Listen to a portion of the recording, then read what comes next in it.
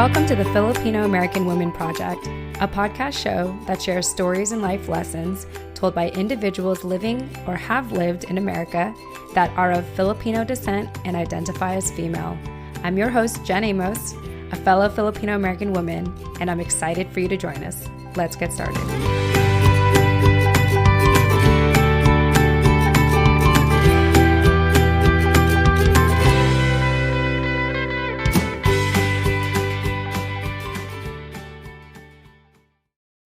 All right. Hi, everyone. Jen Amos here, your co-host for the Filipino American Women Project podcast show. I once again have my amazing co-host, Nani Dominguez. Nani, welcome to the show. Hello.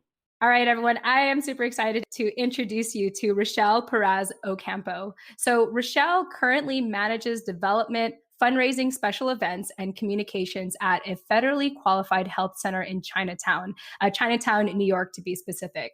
She's also a producer and lead co-host of Makilala TV, which is the first Fil-Am TV talk show in the New York metro area. Just so you know, it's basically the Filipino version of The View.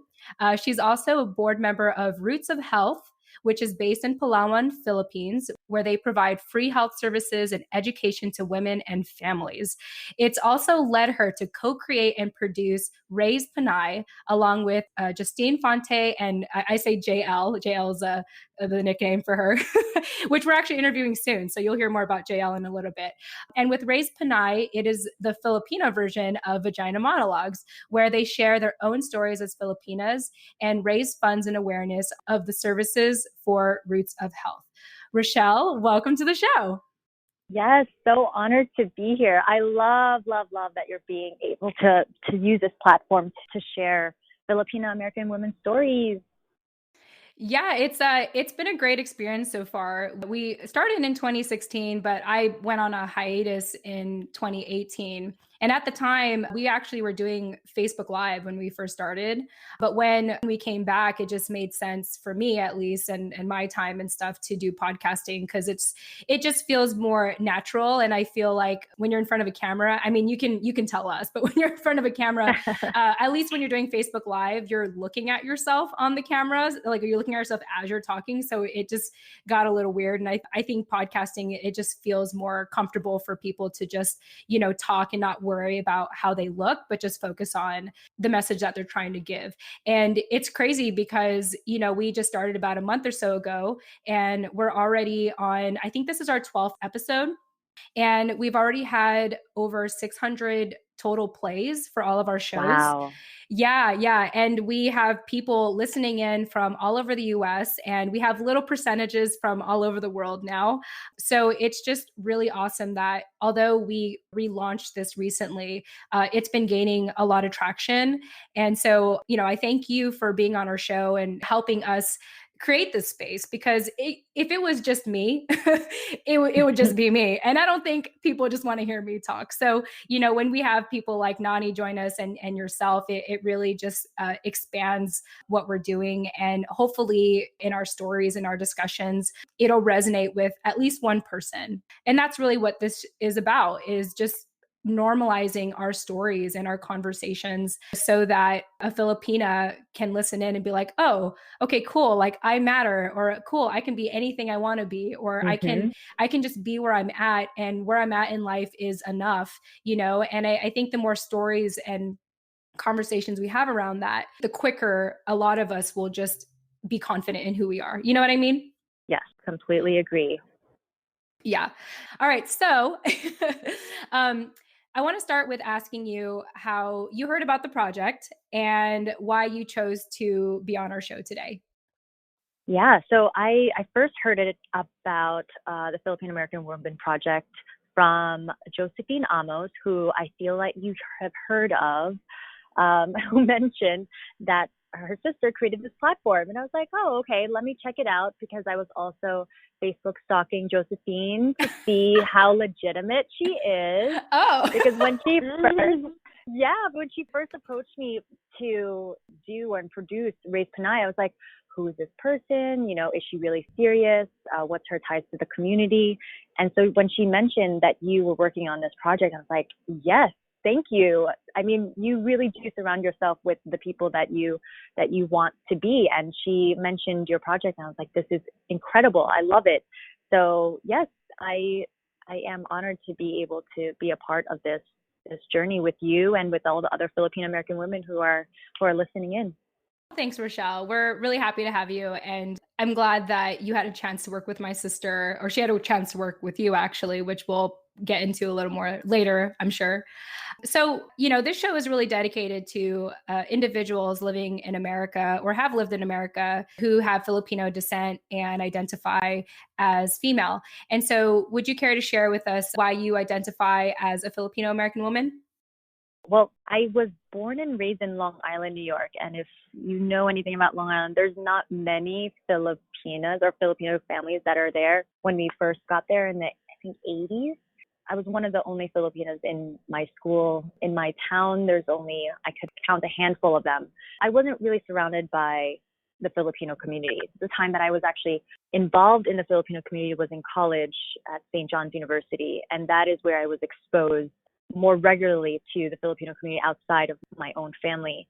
Along with that, there's also Filipino basketball leagues that my family was also involved with.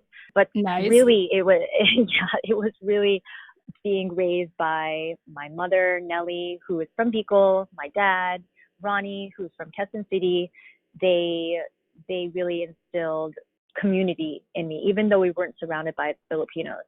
Being raised in Levittown, Long Island, was definitely different from going to school in Queens, which is basically the most diverse borough in the country. After college, I got involved with the community through UNIPRO, which is Filipino American Unity for Progress, where we started in New York, and we have now scaled to multiple cities across the U.S. And from that, developing into my professional development, it really opened my eyes to all the possibilities of being involved in the community. And I haven't stopped since.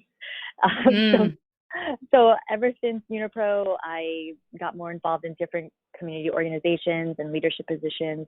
I remember the day that I was approached to be a co-host and produce Makilala TV.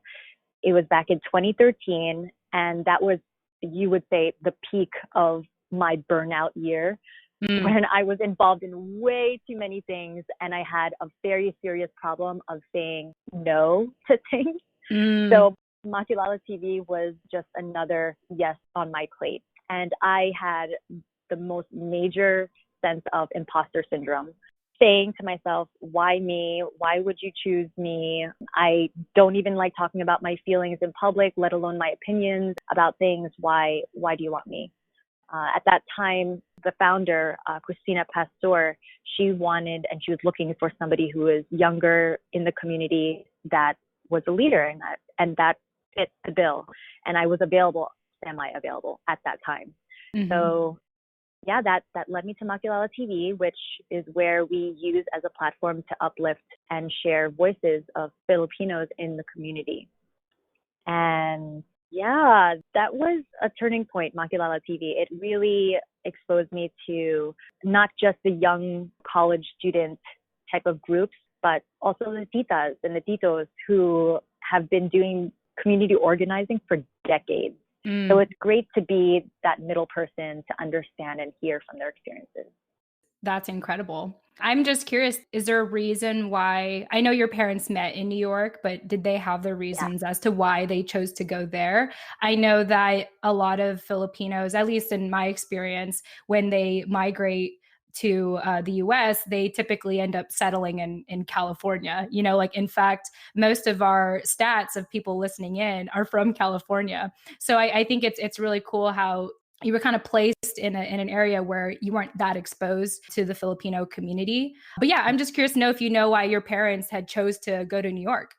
There's not much choice. It's kind of really where they were placed and referred or dropped off, if you can say it is the right term. So it was first my mom who came in here. She was referred from somebody else who was living in Queens at the time. Then she ended up settling in a town on the border of Queens and Long Island. And my dad was apparently working in a Filipino store, and they met and they started dating. I asked my mom, like, how did you find out you were pregnant with me? And she said that she was on her way to the Philippines because her father, or my grandpa, just passed away. So she went to visit. And it was in the Philippines where she was throwing up and just always sick. And her sisters were like half joking, like, oh, you're pregnant. And she's like, no, I'm not. And then they finally took the test and she found out she was pregnant with me. And so she ended up coming back from the Philippines to New York, to my dad, pregnant. And, surprise! Surprise! And I became their flower girl at their wedding. So Aww. and also I didn't realize that that was not the correct way. Like, I thought all girls were flower girls of their parents' weddings. I didn't realize that you get pregnant after you wed, typically. So that was just always a fun story to learn. And it really is interesting, the different types of communities comparing from the West Coast and East Coast. In relation to Filipino communities, I feel like that the West Coast totally has a head start in community organizing than the East Coast. And I love hearing how we can learn from what the West Coast people do. And there's so many transplants from Cali and West Coast that come to here in New York. And it's funny how they all just congregate with each other.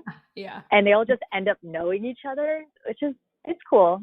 But yeah, definitely West Coast has a head start. Oh, well, that's really nice of you to say. I can see that because there's a lot of places in California that have like historical marks, like for Filipinos. When I lived in San Diego, in downtown, they had this Filipino library, and it was only open at certain hours. For years, I would try to get into it. And every time I'd show up, it was locked. Like, I didn't even know what the hours were. Yeah. The only time I finally got access to it was I had received an award for something, and they were like presenting it there. So I remember when I showed up, I was like, ooh, like this is what's behind the door. And it was awesome because there was so many things there. Like, there was books and artifacts and just all these items and stuff about like Filipino culture and stuff from the Philippines. So I was like, oh, cool. I found this awesome gem. But also, in just 2 hours away, you have historic Filipino town, where every year they would have the Justice for Filipino American Veterans March, the JFAB March for short. And yeah, there's definitely a lot of movements over there in California and the West Coast. So I can see that. When I came out here, I was actually very curious to know what the Filipino community was like. And I'm really grateful to, my sister, because with what you're doing with Raise Panay, I was like, oh, there's a community out here. And it's not just a community that's existing, but they're doing stuff. Like, they're giving back to the community, and they're really uplifting our voices and highlighting us. So I feel like the people I do find out here that are Filipino, like, they're strong advocates for our communities. So you being one of them, Rachelle. I think it's interesting that you say that, because I haven't gotten too involved in little things here and there here on the West Coast in the Filipino American community here. But most of the stuff that I see online, I feel like, is from the East Coast. So I think it's funny that you say that. And it's also a really cool way that we can use Instagram as a tool to connect those communities and play off of each other. Like how you said you guys get ideas from whoever you follow out here, and I'm sure vice versa. So yeah, I think that's really, really cool. That's one thing that I have grown to love about our community, because we're so spread out. The internet is one thing that we have in common. And I feel like that can keep us all connected and make the world feel just a little smaller. And it's just nice for me because, being new in the East Coast myself, have only lived here for a year. It's nice that I have that community in my back pocket that I can always go to just on Instagram. And especially doing these kind of interviews, it just feels like you're all in my living room and we're just having a fun conversation. So I really love it. All right. So, Rachelle, why don't we fast forward to life today? If people are getting acquainted with you for the first time, why don't you share with us, maybe a snapshot of your life, and most importantly, what keeps you busy and excited nowadays? So for my day-to-day, AKA what pays the bills, I do work at a community health center where I manage development and fundraising, special events, donor relations. And I love doing that because I get to practice my storytelling. I get to hear what excites other people to donate to an incredible mission to an exciting organization that really provides impact to the community. So I love being able to translate my community work and my professional work into my day-to-day that way. For Makilala, we tape and record once a month. In the summers, July and August, we are off so that we could have a little break. But once a month, we do tape in East Harlem at the studios, where I really try to encourage other groups to also record and create shows for themselves, because it is a free resource for people to utilize. I don't think people really understand the power and the value of that. So we do tape every month, and it's all volunteer basis. My co-hosts, Jen Pure and Christina Pastor, commute from Jersey. I come from Manhattan, and we all meet up once a month to interview all these incredible leaders, these innovators. We have performers that are part of the show and entertain us and wow us with their skills and talent. It's really an incredible and humbling experience to hear these stories about people's struggles, their challenges, and just live through their accomplishments. So I really am honored to be trusted and be afforded the opportunity to share their stories, because the community has so much of it, and I love being able to be a part of it. So that's Makilala TV. And then I also am involved with, like what you mentioned, Roots of Health, and through that, Raise Panay. And Raise Panay is really our baby.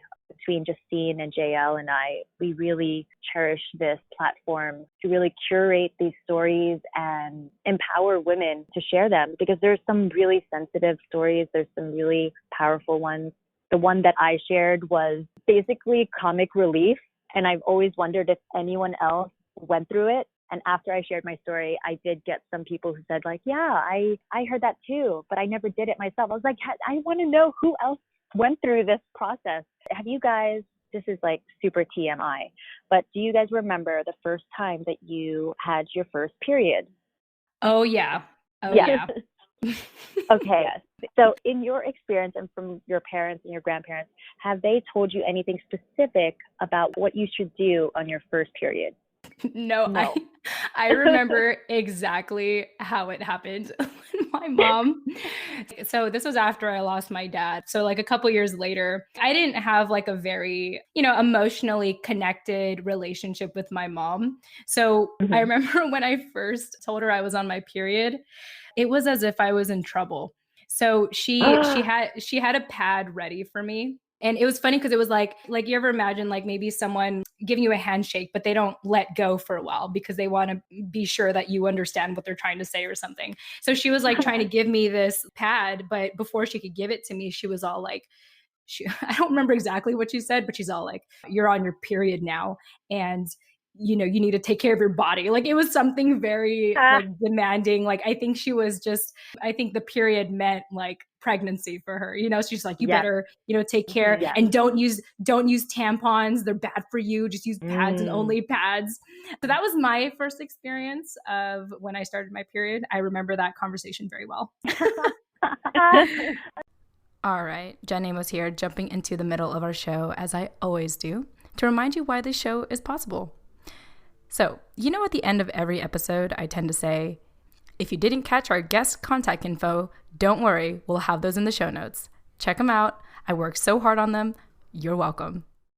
Well, it's been brought to my attention that our show notes are not as easy to find as I thought, which is why starting summer 2020, the Filipino American Women Project is proud to be partnering with Captivate, the world's only growth-oriented podcast host.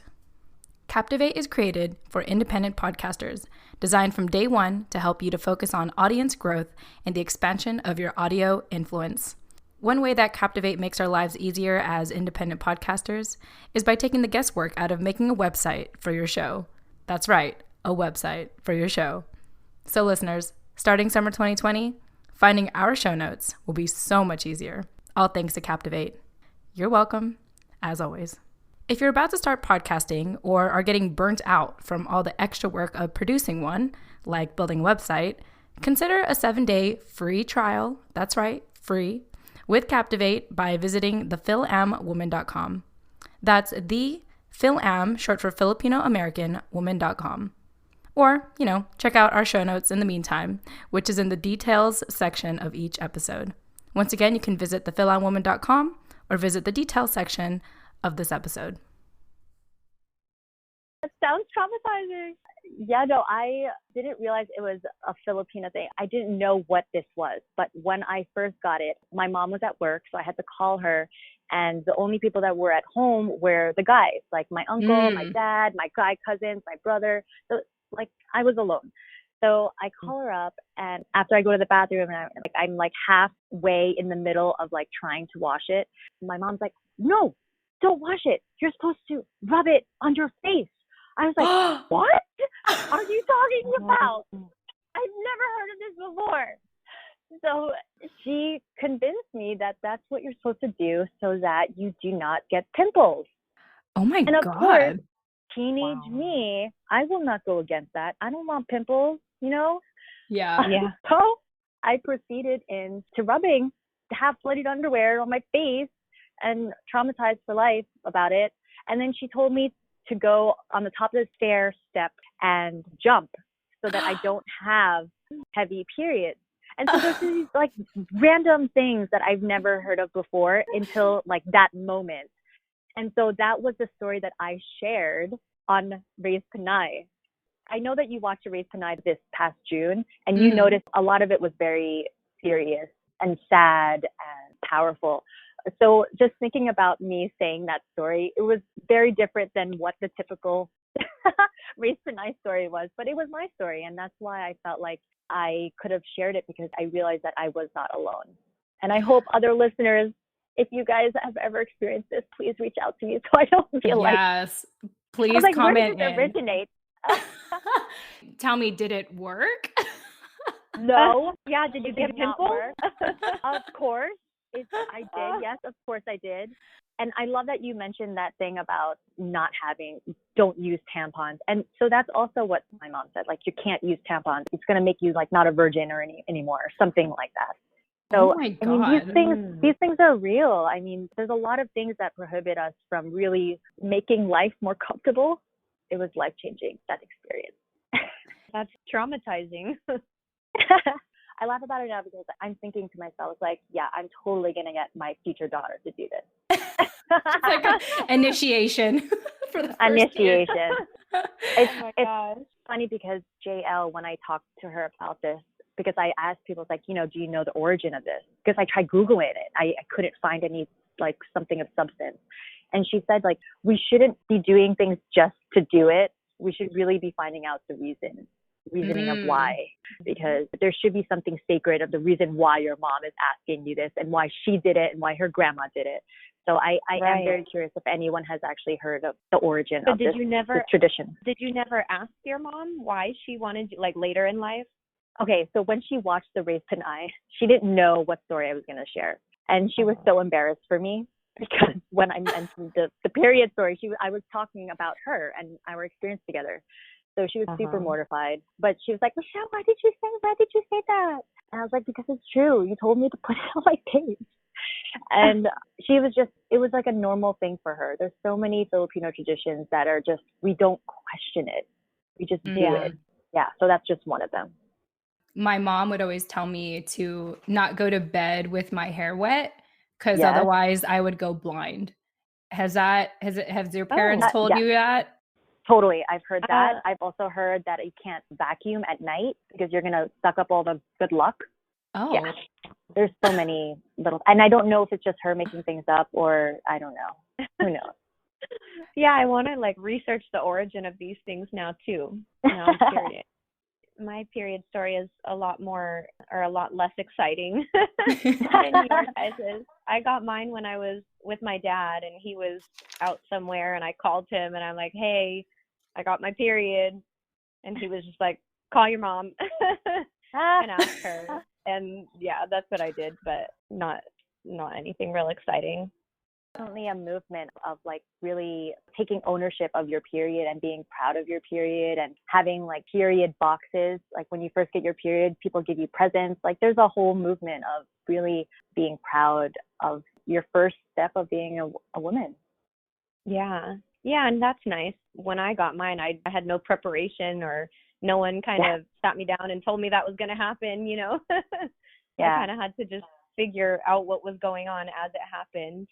Yeah, one thing I really loved about just being around you, Rachelle, and the other ladies at Raise Panay, and just the whole event itself was, to me, it really felt like it was about women empowerment. And it wasn't really just the deep, tender, vulnerable, raw stories that everyone shared, but it was also like a celebration of our bodies.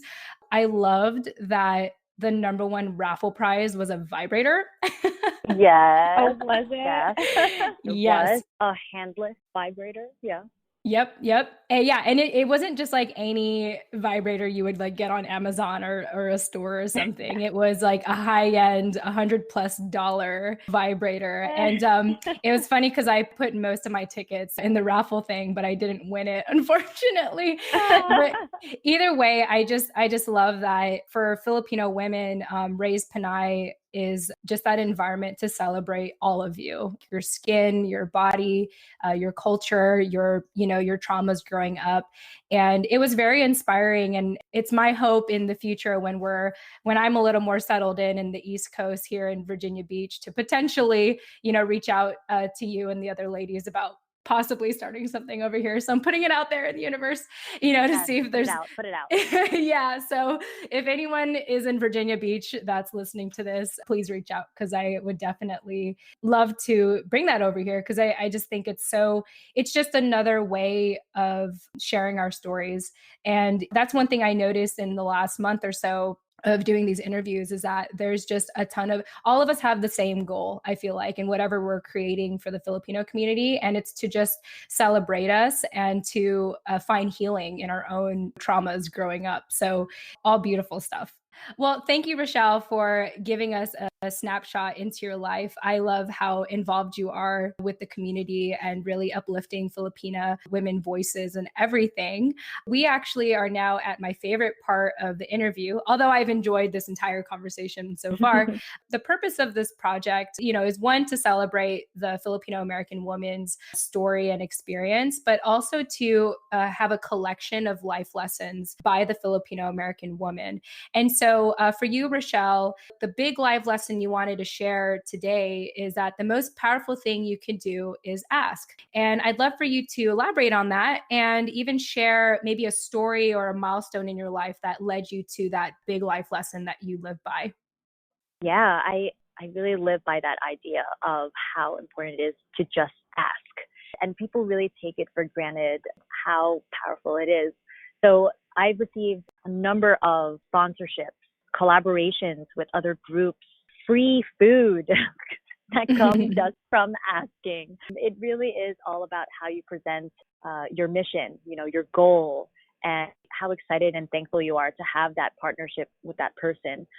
I thrive in a room where I get to hear other people's stories and find ways to align each other's goals and just ask them. Everyone that I've known so far, that in terms of interviewing them, everyone loves talking about themselves. So if you just open it up and just ask a simple open-ended question of, how did you get here? Tell me a little bit about your life story and why you chose to be in the position that you're in. People will just talk about what's important to them. And you pick those little details and see how you align it with what you're asking for. One way that this has led me to a huge professional development milestone was when I was negotiating my salary terms, when I was getting a new job. It was a transition period where I felt like I needed to leave my previous employer. And they were offering me a certain amount, which was fair for a nonprofit. But I also just explained how important education was for me and how my previous employer offered a $10,000 stipend to use for courses. I asked if they could include that on top of my salary because they didn't offer education stipend. And behold, they said yes. And it was because I asked. They just heard how important that was to me. They knew that I was an ideal candidate for that position. And if it was going to take this $10,000 bump, then it was worth it. And I was able to get that because I asked about it. So there's really no harm in asking for what you believe in and what you believe that you earn and deserve. Well said. I think by default, at least in my own upbringing, I had just learned to accept things and just kind of go with the flow. Even when I felt like someone was taking more from me than they were giving to me, I just dealt with it anyway, because I just had this odd, one, I didn't know I could ask for help. And then two, I felt like it was normal for people to take from me. And I saw this in my sister as well when she would tell me that she would negotiate her salary as well when she moved to New York. I was very shocked and impressed and in awe because Oh, I literally didn't know you could do that. And I think yeah. I don't have the stats on this, but I hear that, the reason why men tend to make more than women is because women don't ask to have a higher salary or extra benefits or what have you. At the time, it wasn't in my own mind to ask. So for you to bring this up, it reminds me of what my sister did, as well as it reminds me like it's okay to ask and I'm not going to get in trouble just for asking. And so, yeah, I think that's a really powerful message. And it doesn't just affect you in your personal life, but it affects you in your professional life. And kudos to you for, Yes. for getting that. But it also teaches you about failure. It teaches you how to learn how to cope with saying no, with people saying no to your face. So there's also times where I've asked for salary bumps and I didn't get it. And it helped teach me how to cope with that in a safe and nurturing way versus telling myself that I don't deserve it.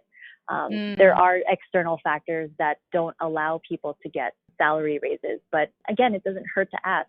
And when you do ask for a raise, you have to prepare for it. You can't just say, oh, I deserve a raise because I've been here for 5 years. No, you really prepare and list out all your accomplishments and also potential to contribute to the organization and your company. And that's one of the things that I've learned that was different between male and female is males would present their salary raise request as, this is what I can do for you. This is what I can accomplish for this organization. Not just talking about what they have done, but what they can do versus women who essentially just say what they have done in the past, how they've contributed. So that's another different angle that we should also consider when we talk about asking about a raise. I think that's a good point because my husband, he's the one that we run a business together, but he was really the visionary and the person that funded our business. And every day he's always talking about what he will do for people or what he can do for people. And I love it. Sometimes I'm like, I won't see it. I won't believe it till I see it. Or like, just like what you said, I would kind of think of my own credentials first and not think about my potential. And if I feel like I didn't have that qualification, I would already disqualify myself.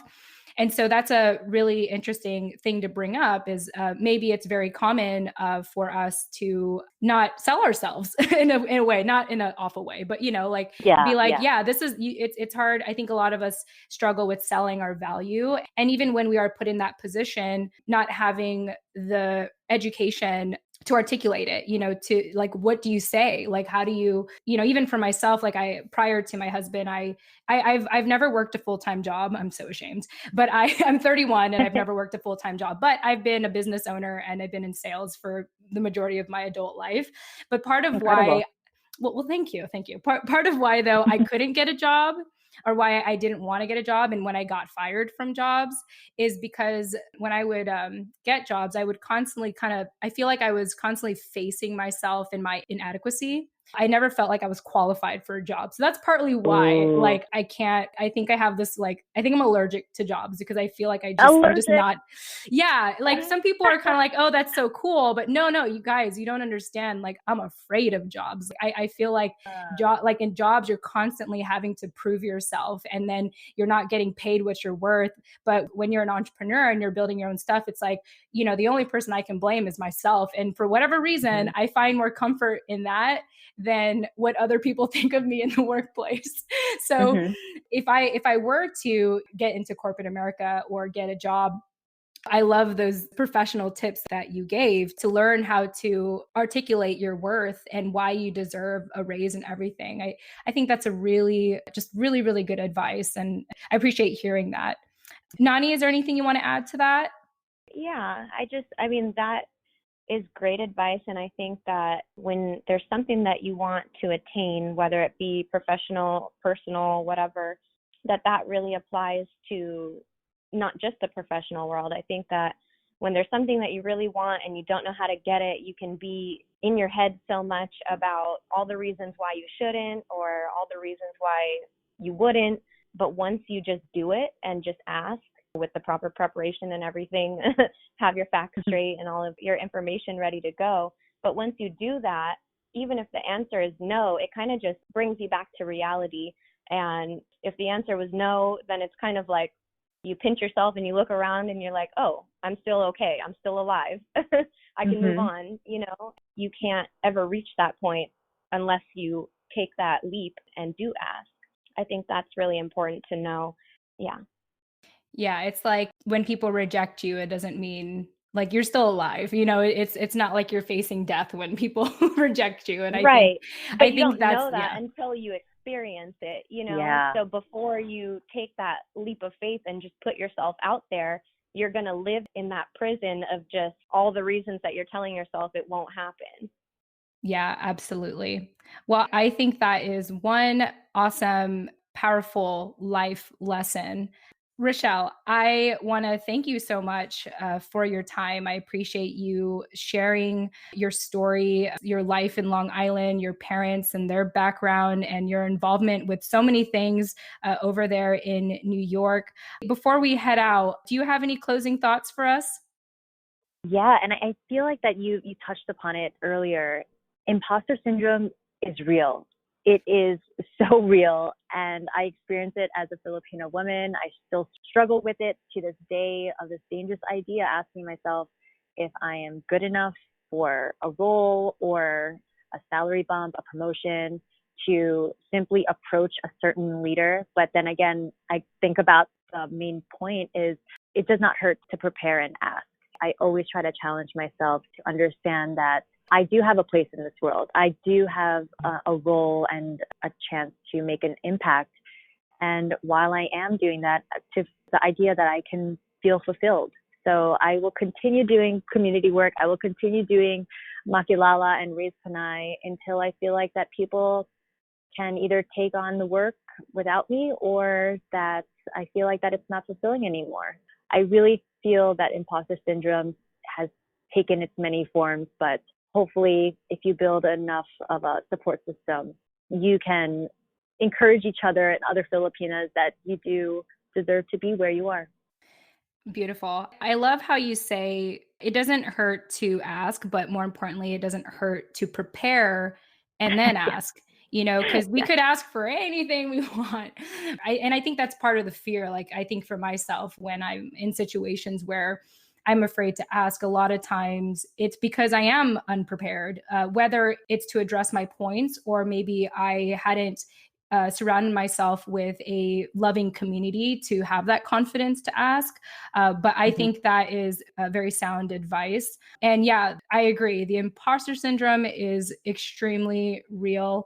When I was on my hiatus with this project and I started to get back into it, that was the first thing I felt. How can I get back into this project? How can I own the Filipino American woman? Like, you know, I had all these fears of like, do I have the knowledge, the expertise, the experience? Do I really embody what the Filipino American woman is to do this? And I thought of all those things. But at the same time, I thought somehow the universe gave me this domain name. And somehow it gave me the Instagram username. It gave me all of these things for whatever reason. And one way that I have learned to kind of minimize the imposter syndrome is to just appreciate what is in front of me, to be like, you know, for whatever reason, I don't know why, but this opportunity is in front of me. These are the resources I have. And I think I'm meant to do something with it. So until someone takes it away from me, or, you know, kind of like we said, until no one's interested or whatever, I'm just gonna do it. I definitely can relate to that. And I appreciate you bringing that up. I think you're the first person to bring it up on the show so far, actually. All right. Well, Rachelle, we've had such a pleasure speaking with you today and kind of bantering back and forth. For anyone that wants to reach out to you or learn more about the amazing projects that you're doing, how can they get a hold of you? You could definitely follow us on social media. We are on all platforms. You could check us out on Facebook and Twitter, Instagram at Makilala TV or at Raised Panay. Awesome. All right, ladies. Nani, I want to thank you again for co-hosting with me. Do you have any closing thoughts? I just wanted to tell you, Rachelle, that I think it's really cool how you've been able to incorporate all the work that you do with your community or your community involvement into your professional development. That's really inspiring for someone like me who's kind of in a weird place with my professional development and trying to incorporate more creativity into my day-to-day. It's really cool that you've found a way to do that and that you're enjoying it. So congratulations. Yeah, thank you. I mean, it really took a whole community to lead to where I am now. If it weren't for any of all the mentors, all the previous leaders, I would not be here. So I'm very grateful for this opportunity. Yeah. Beautiful. I've heard before that behind every successful person is a village of other people helping them be successful. So, well, ladies, I want to thank you so much for your time. For our listeners, for our live listeners, shout out to Crystal. Thank you so much for joining us and messaging me here on Instagram. She's been messaging me. So thank you so much to you and shout out to you. She also is giving a shout out to the DC area. So maybe I will visit you, Crystal. So we'll be in touch. I already messaged you about it. For our listeners, if this show resonated with you in any way, you could actually visit our show notes to learn how you can leave a voice message or you can email us. There's lots of ways to get a hold of us on Instagram as well. Rachelle, Nani, thank you so much again for your time. And I look forward to chatting with all of you and our listeners in the next episode. Thanks, everyone. Great. Bye. And there you have it, everyone. Thank you so much for listening. Please subscribe if you'd like to hear more stories and life lessons told by the Filipino American woman. If you're interested in sharing your story, please contact us at thefilipinoamericanwoman@gmail.com or find us on Instagram at thefilipinoamericanwoman. Until next time.